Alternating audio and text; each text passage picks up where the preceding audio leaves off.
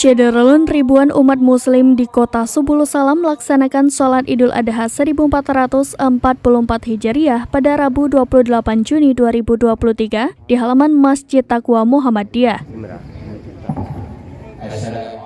Pelaksanaan sholat Idul Adha ini dilaksanakan pada pukul 7.30 waktu Indonesia Barat dengan khatib Ustadz Dr. Sabarudin SPDI MSOS dan Imam Ustadz Idris Hasibuan SE.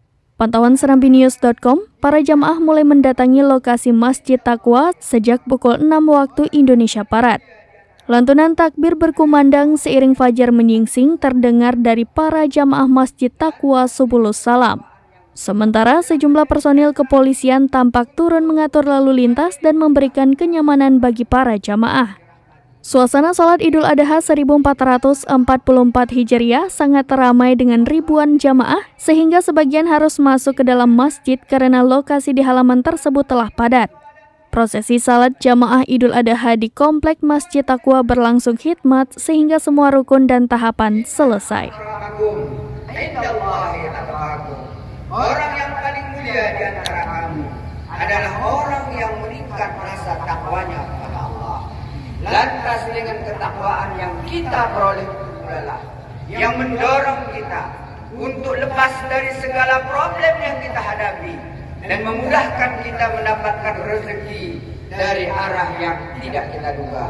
Allah berfirman, "Wa may yattaqillaha yaj'al lahu makhraja wa yarzuqhu min haitsu la yahtasib."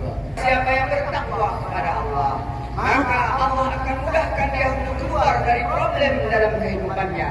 Kemudian Allah akan mudahkan dia mendapatkan rezeki dari arah yang tidak dia duga.